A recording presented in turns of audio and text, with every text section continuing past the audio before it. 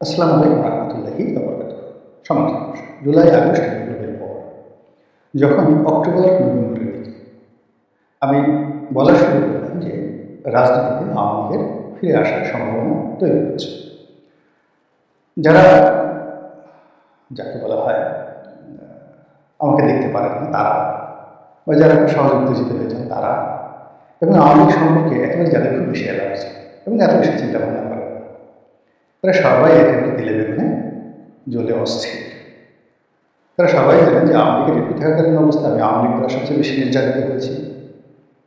শেখ হাসিনার দ্বারা ক্ষতিগ্রস্ত হয়েছে, জেলে গিয়েছে, এবং শেখ হাসিনার প্রতি ক্রোধের বশবর্তী হয়ে ঘৃণার কারণে, ক্রোধের কারণে 2014 সালের যে বিনা প্রতিদ্বন্দ্বিতার নির্বাচন হল, সেই নির্বাচনে আওয়ামী লীগের মনোনয়ন আমি কিনিনি, নির্বাচন করিনি, এবং শেখ হাসিনা আমাকে রাগ করে বহিষ্কার করে তার দলের মধ্যে রেখে দিয়েছে এবং এখন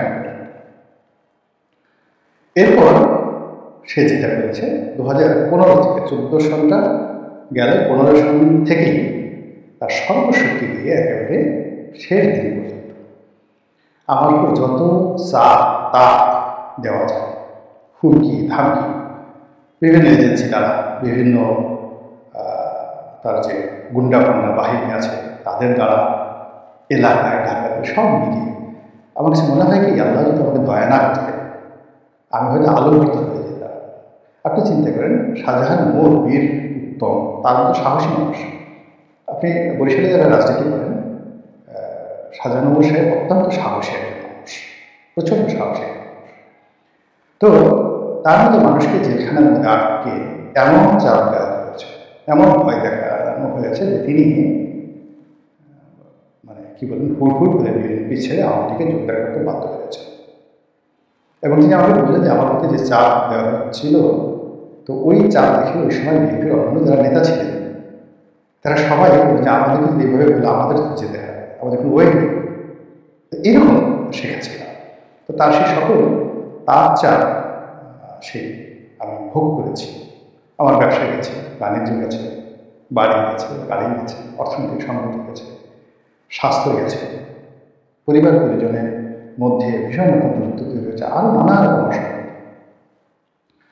তো আওয়ামী লীগের নামে যদি বাংলাদেশে কারো বিষোদ্গার করার থাকে আমাদের, আমি তো দেখি না যে আমার বয়সের কোনো লোক এবং আমার পর্যায়ের কোনো লোক সেই 2014 থেকে আরো 2012 থেকে এই 2024 জুলাই আগস্ট পর্যন্ত আমার চেয়ে অর্থনৈতিকভাবে বেশি ক্ষতিগ্রস্ত হয়েছে, তারপরে অপদস্থ হয়েছে, ভীত সন্ত্রস্ত হয়েছে, জুলুম অত্যাচারের শিকার হয়েছে, এরকম আমি কাউকে দেখি না আমার পর্যায়ে, বিএনপির তরুণ।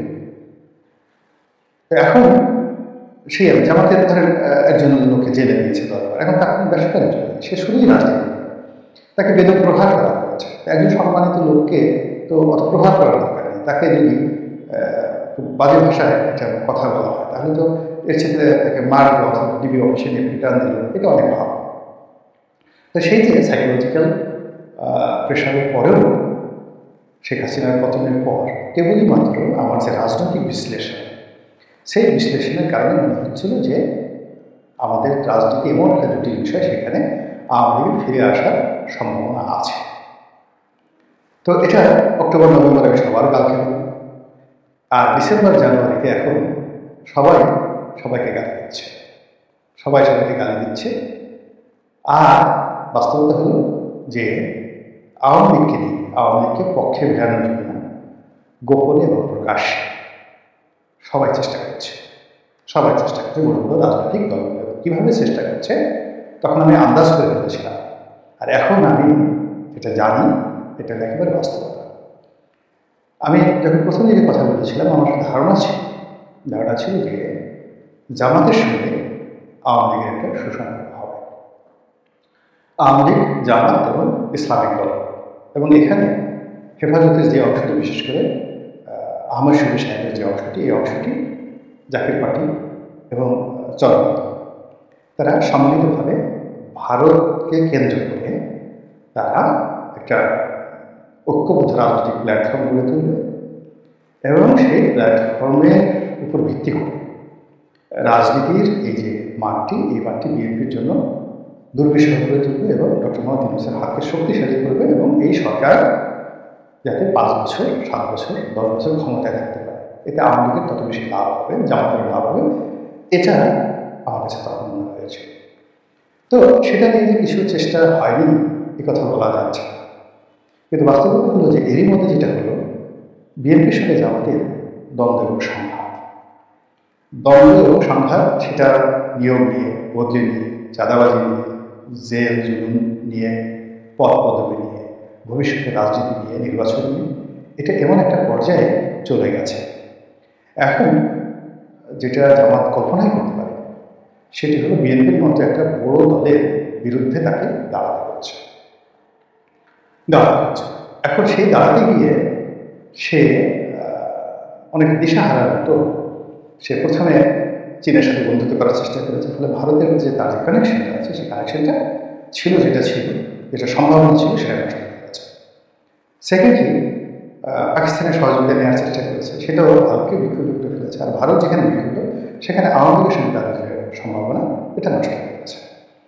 আর অন্যদিকে সরকারের যে নির্ভরতা, জামাতের প্রতি যে নির্ভরতা, সেই নির্ভরতার কারণে বিএনপির মধ্যে এখন জামাত ভীতি কাজ করছে, প্রচণ্ড ভীতি কাজ করছে যে বিএনপি জানে যে ইলেকশন যদি হয় তারা শতভাগ জয়লাভ করবে, আর জামাত সেটা।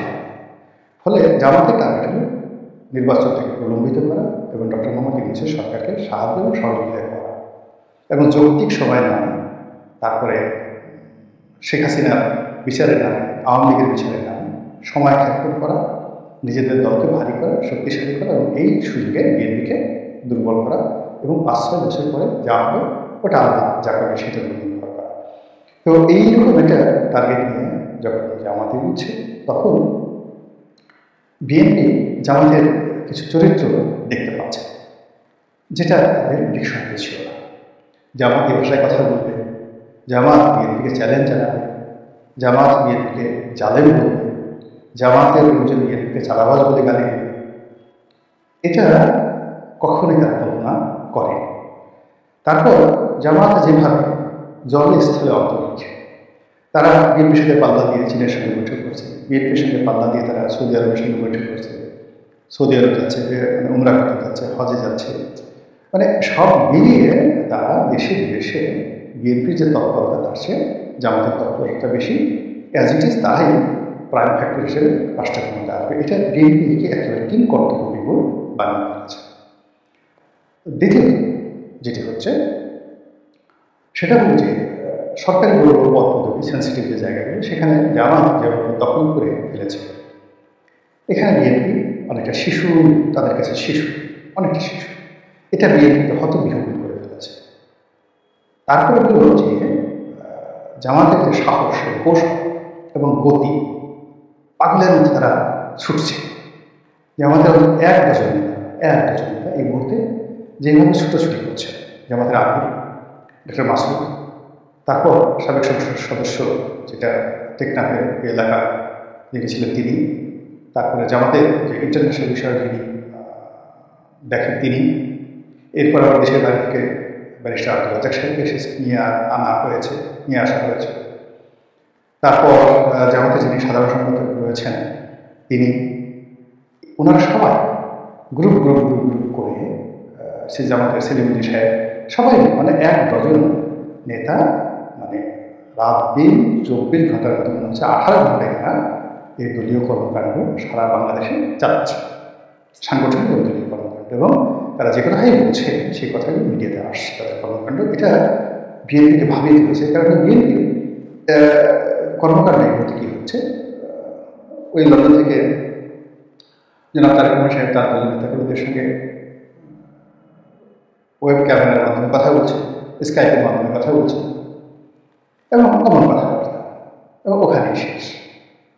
আর মির্জা ফখরুল সাহেব সংবাদ সম্মেলন করছেন, রুহুল কবির রিজভী সাহেব সংবাদ সম্মেলন করছেন, জেলখানা থেকে বিভিন্ন নেতা বেরোচ্ছেন, তারা শহীদের বাজারে যাচ্ছে, এই পর্যন্ত। কিন্তু জামাত যেভাবে ছুটছে, জামাতের আমির যেভাবে ছুটছে, এক ডজন শীর্ষ নেতা যারা সবাই 50,000 থেকে 1 লাখ লোক তাদের সমাবেশে তারা নিতে পারে। জামাতের আমির গেলেও 1 লাখ লোক আসবে,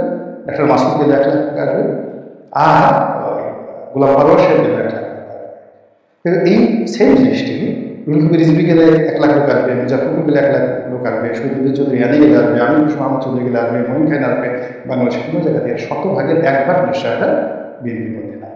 বরং এটি হচ্ছে প্রায় সব জায়গাতেই বিএনপির 4-5টা কমিটি আছে, 4জন প্রার্থী আছে, এবং এই যে বিগত দিনে যে সকল কমিটি বিক্রি নিয়ে অভিযোগ আসছে, সাম্প্রতিক সময় চাঁদাবাজি নিয়ে যে সকল ঘটনা ঘটেছে, এর ফলে বিএনপির কোনো শীর্ষ নেতা যদি তৃণমূলে যায় সেখানে খুন খারাপ হয়ে যাওয়ার সম্ভাবনা বেশি, খুন খারাপ। ফলে অনেক শীর্ষ নেতা তাদের যদি কোনো জেলা শহরে এখন সম্মেলন করতে নেওয়া হয়, জনসভা করতে নেওয়া হয়, মুহূর্তের মধ্যে তাদের অবস্থা আমরা যেটিকে সাধারণত পালপিটেশন গরম হয়ে যাবে, এটা হলো বাস্তবতা। আর জামাত সেখানে নির্দ্বিধায় জিহাদি শহীদ মনোভাব নিয়ে যাচ্ছে, এটা বিএনপিকে সন্তুষ্ট করতে হচ্ছে। এরপর তারা এই ওয়াজেন যে প্রচারণা চালাচ্ছে এবং তাদের ম্যাজিক বয় এই মুহূর্তে ওয়াজেন ময়দানে, যার মাধ্যমে তারা অন অ্যাভারেজ 10 লাখ লোক, মানে 10 লাখ লোকের সমন্বয় ঘটাচ্ছে। হয়তো 10 লাখের মধ্যে লাখখানিক লোক জামাতের, বাকি সাধারণত ধর্মপ্রাণ মানুষ। এখন এই যে 9 লাখ ধর্মপ্রাণ মানুষ মিজানুর রহমান আজহারের ওয়াজে আসছে, তো এখানে যদি একজন ছুটে আসে সেটি তো জামাতের লাভ বিশাল। তো সেই কাজটি তারা একেবারে ম্যাটিকুলাসলি করে নিচ্ছে, কোনো রকম বাধা ছাড়া, বিঘ্ন ছাড়া। এবং এখন বেশিরভাগ জেলার এসপি এবং ডিসি ওই জেলার বিএনপি সভাপতি সেক্রেটারির চাইতে জামাতের আমিরকে চিয়ারখানা আগে বাড়িয়ে দেন এবং তার পাশে বসে, এটা বাস্তবতা। এখন এই যে জামাতের এই অবস্থার কারণে রাজনীতির হিসাব পাওয়া গেছে। অর্থাৎ আমি অক্টোবর নভেম্বরে যে সম্ভাবনা দেখেছিলাম, অর্থাৎ ভারত যে সম্ভাবনা দেখেছিল সেটা উঠে গেছে। এখন ভারত মনে করছে যে জামাত, আমেরিকা মনে করছে জামাতে এখন বিএনপিকে সাহায্য করতে হবে, আর বিএনপি একা এটা পারবে না, বিএনপি একা এটা পারবে না। এখানে আওয়ামী লীগের সঙ্গে তার গোপনে হোক প্রকাশ্য একটা সমঝোতা থাকবে। তো এটা আবার জামাত টের পেয়ে গেছে। জামাত টের পেয়ে গিয়ে তারা তো অনলাইনে ভীষণ রকম অ্যাক্টিভ।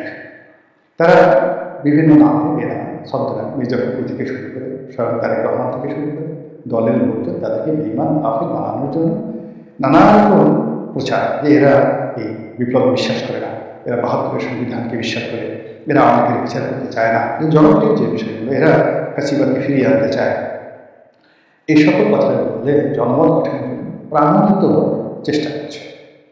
এবং বিএনপির শীর্ষ অন্তত 100 জন নেতা, শীর্ষ 100 জন নেতা, তাদের সবার মধ্যে মৃত্যু ভয় ঢুকিয়ে দিয়েছে। তারা মনে করছে যে তারা রাস্তায় যে কোনো সময় আঘাতপ্রাপ্ত হতে পারে, তাদের উপর আক্রমণ চালানো হতে পারে, তারা অনেক অসুস্থ হয়ে পড়ছে এবং অনেকে তাদের জীবন হুমকির মুখে এই ধরনের কথাবার্তা কিন্তু অনেকে প্রকাশ্যে এসে বলার চেষ্টা করছে। এবং এসব কথাবার্তা হতে বিএনপির মধ্যে কিন্তু আবার নতুন অন্তর্দ্বন্দ্ব শুরু হয়ে গেছে।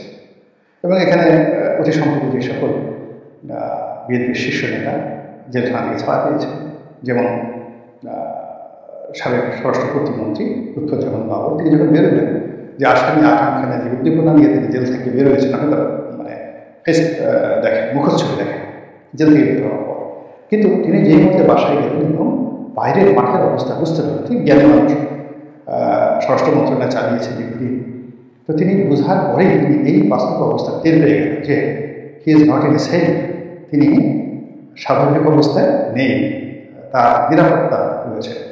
ফলে আমি তার কাছে ভিডিও দেখলাম যে তিনি সে ঘরের মধ্যে তিনি পাঞ্জাবি বা শার্টের বুতাম তিনি লাগবেন না, এই অবস্থায় তিনি দৌড়দৌড়ি করছেন এবং কয়েকদিন পর তিনি অসুস্থ হয়ে এখন তিনি বসেছেন সেই ইউনাইটেড হাসপাতালে ভর্তি হয়েছে।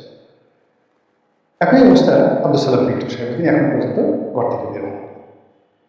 মির্জা ফখরুল সাহেব সেদিন দেখলাম যে তিনি তার ডান পায়ে পিছনে ব্যথা, বয়স্ক বাবুর ভোকাল মানুষ, কোনো কথা বলতে বয়স্ক বাবুর কোনো কথাবার্তা নেই, রবীন্দ্র পাখানা মনে হচ্ছে তাকে বহিষ্কার করা হয়েছে, এরকম একেবারে পুরো আউট। মানে বিএনপির পক্ষে মুহূর্তে যেভাবে কথা বলবে, জামাতের যে প্রচার প্রপাগান্ডার বিরুদ্ধে সামাজিক মাধ্যমে টেলিভিশনগুলোতে খুবই স্ট্রংলি জনমত গঠন করবে, বিএনপিতে এখন একজন সিঙ্গেল লোক নেই, একজন সিঙ্গেল লোক নেই। কিছু লোক যারা কথা বলছে, যেমন আমি কথা বলছি, খুব নিউট্রাল কথা বলছি, তারপর নীলফাসুদের মধ্যে নিউট্রাল কথা বলছে, তারপরে নফরুদ্দুর রহমান নিউট্রাল কথা বলছেন, যাদের অডিয়েন্স আছে। তারপরে পাপিয়া, সৈয়দ আশরাফ পাপিয়া জামাত বিরোধী কথা বলছেন। তারপর হারুন সাহেব জামাত বিরোধী কথাবার্তা বলছেন, ওনার হাজব্যান্ড হারুন রশিদ জামাত বিরোধী কথা বলছেন, এবং তারা পাপিয়া এবং হারুন আলটিমেটলি তারা জামাতের টার্গেটে পরিণত হয়ে গেছে। ফলে এখন আসলে বিএনপির মিত্র দরকার, এবং সেই মিত্রের খোঁজে ইতিমধ্যে খিলাফত মজলিসের সাথে বৈঠক হয়েছে। এবং আমরা জানি খিলাফত মজলিসের একটি বিরাট অংশ যাদের সঙ্গে আওয়ামী লীগের সক্ষতা রয়েছে। তো সেই খিলাফত মজলিসের সঙ্গে তাদের বৈঠক হয়েছে, এবং সবাই অভিযোগ করছে যে আগামীতে আওয়ামী লীগকে আবার রাজনীতির ময়দানে ফিরিয়ে আনার জন্য বিএনপি ছাড়বে। এবং বিএনপি চাচ্ছে যে এই ধরনের খবর জামাতের লোকজন প্রচার করছে যে বিএনপি চাচ্ছে যে তারা ক্ষমতায় যাবে, আর বিরোধী দল থাকবে, প্রধান বিরোধী দল থাকবে আওয়ামী লীগ। এই জন্য তারা